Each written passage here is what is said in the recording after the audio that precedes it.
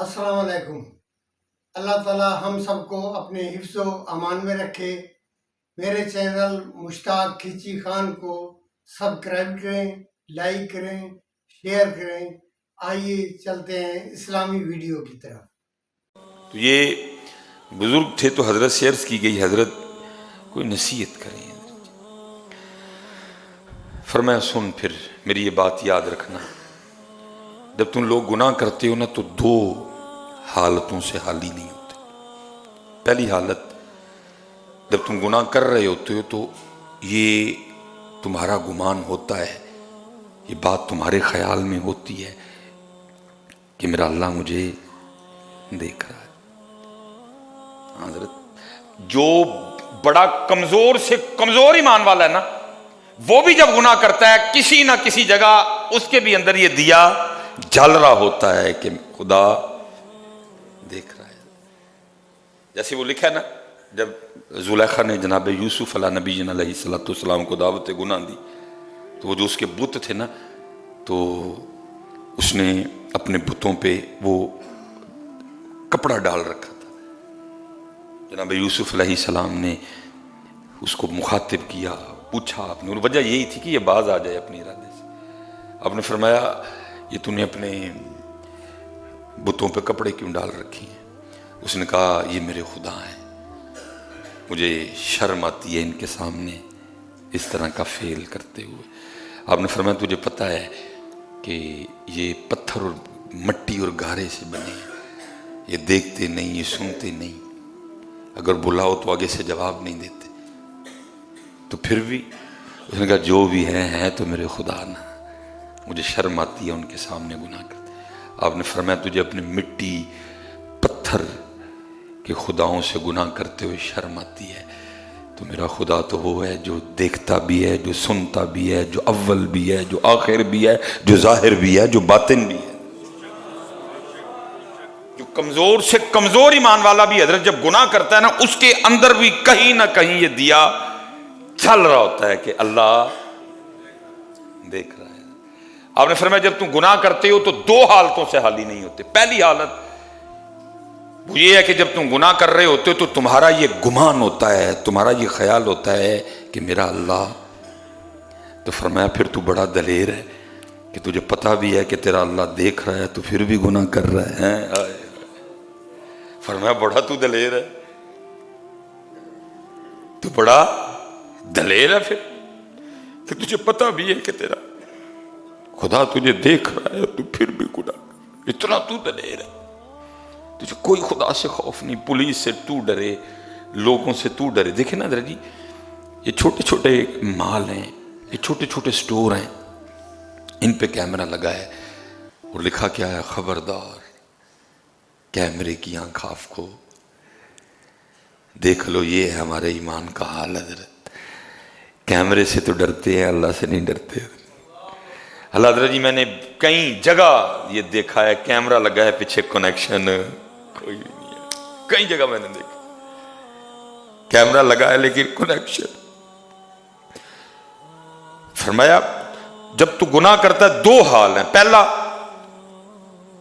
تجھے تیرے خیال میں یہ بات موجود ہے کہ میں کر تو گناہ رہا ہوں لیکن میرا اللہ مجھے، تو فرمایا تو بڑا دلیر ہے کہ تجھے پتہ بھی ہے کہ تیرا اللہ تجھے دیکھ رہا ہے تو پھر بھی گناہ کر رہا ہے۔ یہ حضرت سیدنا عبداللہ ابن عمر رضی اللہ تعالیٰ عنہما کے لیے لکھا ہے، آپ کسی سفر پہ تھے، وہ دوپہر کا وقت آیا تو آپ رکے کھانا کھانے کے لیے، تو وہاں نا وہ دوپہر تھی تو ایک غلام بکریاں چرا رہا تھا۔ آپ نے فرمایا اس کو بلا کے لا، وہ آیا، آپ نے فرمایا کھانے میں شرکت کر ہمارے ساتھ۔ اس نے عرض کی نہیں میں کھانا نہیں کھاؤں گا، میرا روزہ ہے۔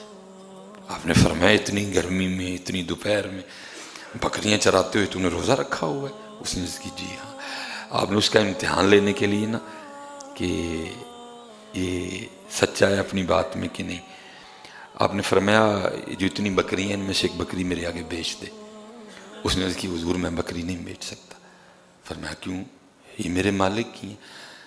تو فرمایا اپنے مالک سے کہنا کہ وہ ایک بکری بھیڑیا کھا گئے۔ میں کہا نہیں حضرت میں اس طرح نہیں کر سکتا۔ آپ نے فرمایا کر لے، بکری خریدوں گا، خرید کے واپس تجھے دے دوں گا, اگر اس کو ذبح بھی کروں گا تو گوشت بھی تجھے دے دوں, تو کر لے. اس کو کہنا بھیڑیا کھا گئے. اس نے کہا نہیں حضرت میں اپنے مالک سے جھوٹ نہیں بول سکتا. آپ نے فرمایا اس کو کون سا پتہ ہے کہ تو نے اس طرح کا کام کیا ہے, بکری کو بھیڑیے نے کھایا ہے کہ نہیں کھایا؟ تو آگے سے کہتا ہے حضرت مالک کو تو نہیں پتا, لیکن اتنا بتائیں اللہ کا کیا کرنا ہے. اللہ کا کیا کرنا. دیکھا بار بار حضرت سیدنا عبداللہ ابن عمر رضی اللہ تعالیٰ عنہ حیران ہو کے فرماتے تھے دیکھو ایک بکریاں چرانے والا کہتا ہے کہ اللہ کا کیا کرنا ہے. میں کہتا ہوں حضرت جی کتنا قوی ایمان تھا. اس دور میں بکری چرانے والے کو بھی یہ پتا تھا کہ اللہ دیکھ رہا ہے, لیکن آج ایم ایس سی کر کے, آج بی ایس سی کر کے, آج جناب جج بن کے, آج ڈاکٹر بن کے مجھے نہیں یہ یاد رہا کہ میرا اللہ مجھے دیکھ رہا ہے. کیا خوبصورت دور تھا کہ جب بکری چرانے والوں کو بھی یہ پتا تھا کہ اللہ دیکھ رہا ہے. آج حضرت جی چٹ گئے کتاباں, یونیورسٹیاں, کالج, سکول, اکیڈمیاں, کچھ نہیں ہم نے چھوڑا, لیکن جب میں عملاً آ کے سیٹ پہ بیٹھا مجھے یہ بات بھول گئی کہ میرا اللہ مجھے دیکھ رہا ہے.